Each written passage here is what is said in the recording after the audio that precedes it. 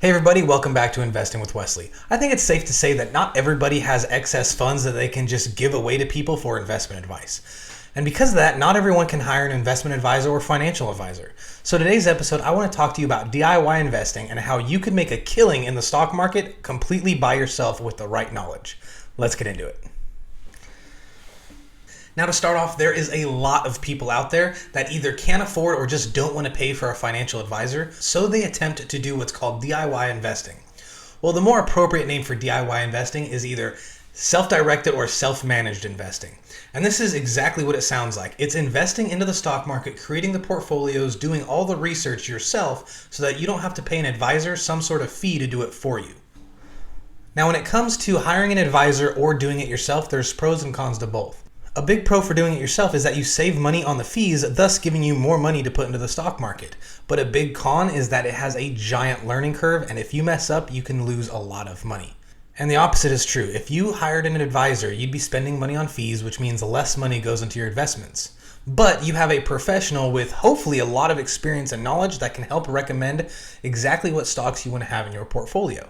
So depending on what kind of role you want to play when it comes to investing, whether you want to play passive and hire an investment manager, or you want to play a more active role and do all the legwork yourself. Each one has its pros and cons. But in today's episode, I'm going to talk to you strictly about self-directed or DIY investing and how you can set up a portfolio to win in the stock market. Now at the heart of it, investing in a company means that you understand how that business works, how it makes money, and you want to be a part owner of that company as well. You shouldn't invest in a company for the sole fact that you think their share price is going to go up over time. So when designing your own portfolio, I want you to keep that in mind. I expect each and every one of you, when designing your portfolio and choosing your stocks, to understand exactly how those businesses function, how they make money, and that you actually believe in their cause and want to be a part owner in that business. Now, me myself, I have multiple brokerage accounts, but my favorite for creating portfolios is M1 Finance. Now, the reason I prefer M1 Finance when creating portfolios is because they can automatically invest, sell, and rebalance your portfolio just with the click of a button. If you had 100 stocks in your portfolio, instead of choosing how much money to invest in each and every one of them, all you have to do is choose the percentage of weight that particular stock holds in your portfolio, and M1 Finance will automatically invest a certain amount based on the percentage you select. It is extremely easy and user-friendly. Now, when you're creating your portfolio of stocks, there's some things you need to know. You should never have more than 20% of your stocks in any one asset class, and never more than 5% in any one particular stock. Investing this way means you can be really well diversified and to lower the amount of market risk that you're exposed to. Now, if you're a little confused on what sectors are, some of the most common sectors of business out there that you could get exposure to on the stock market are things like energy, materials, industrials, consumer discretionary, consumer staple, healthcare, financials, information technology, telecommunications, utilities, and real estate. When deciding on a stock, remember to look at all their financial statements, including their 10K report. Now, I'm not going to lie to you. The first couple times you're going to look at the financial statements and the 10K reports of these companies, you're going to be extremely confused and it's going to look like a foreign language. And there's plenty of free resources online and here on YouTube that'll help you read these financial statements. But if you would like my personal help in doing these and understanding how to read these reports, leave a comment down below and I'll gladly help you out. It's important to know that you should not invest in a company just because that company is hot right now. Because by the time you find out the stock is going up and you want to invest in it, chances are you've already missed the train and you stand a much higher likelihood of losing money as opposed to gaining money. So make sure that with every company you want to invest in, you look at all their financial statements. And in order to find these financial statements, you can either go to the SEC's website, that is the Security and Exchange Commission's website, and search up the business that you want to invest in, and it should pull up their most recent filings. Or a more easy way is to go onto that company's website that you want to invest in. Usually scrolling all the way down at the bottom of the page, you'll see a tab that says Investor Relations.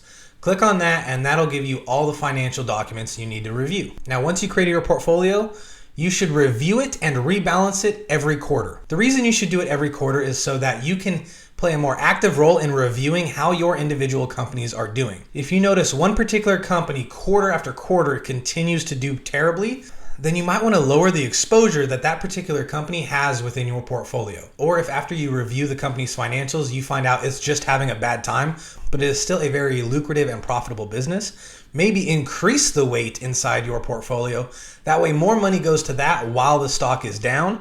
And as the market shows more favor towards that particular sector or that particular company, you'll stand a greater likelihood to make even more money. Now you might be thinking to yourself, what is rebalancing? Rebalancing is just buying and selling of your particular stocks so that it matches your target percentages in your portfolio. Rebalancing every quarter will have you capitalize the wins while supporting the losses. So if you have some particular stocks that are doing really well and going up in value, rebalancing trims some of those gains off and buys the stocks that are undervalued or that have gone down. That way you're not overweight or underweight in any particular stock. Rebalancing ensures that you're always selling high and buying low to maintain the proper target percentages in your portfolio. As an example, if part of your portfolio is the Apple stock as well as the Coca-Cola stock, and each stock is supposed to be weighted at 5% of your portfolio, but Apple goes up in value while Coke goes down. If you look at your portfolio, because Apple has gone up and Coke has gone down, it may show that instead of 5% on both, it's more like 7% on Apple and 3% on Coke.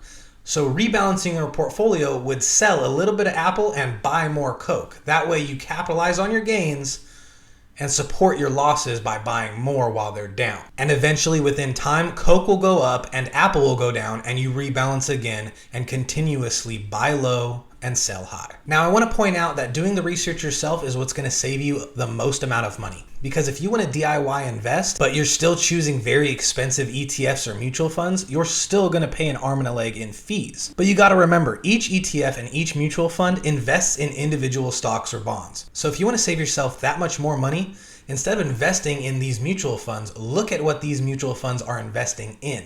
And then do your research on all those stocks that that mutual fund is investing in, and pick the top 10, 20, or 30 stocks that you understand how those companies make their money and you understand how the business structure works. And then choose whether or not to invest in them yourself. But whether you do it yourself or at the recommendation of an investment advisor, ETFs and mutual funds always have fees, some more than others. So when creating your portfolio, even if you wanted to use mutual funds or ETFs, just make sure you're cognizant of all the fees you may have to pay inside your portfolio, especially if the whole reason you're DIY investing is to save money on fees. So lastly, I encourage you guys, open up an M1 Finance account, create your first portfolio, research the stocks you want to put in it, and then tell me how it goes. And if you want some free advice, I'd gladly give you some free advice. Or if you want to learn how to read a 10K report or other financial documents from a company, leave a comment down below and I'll gladly help you out. Other than that, I hope you got value from this video and I hope I taught you something new today. If I did, please remember to like and subscribe because it really helps the YouTube algorithm and getting this channel out for more viewers and more people to watch and learn.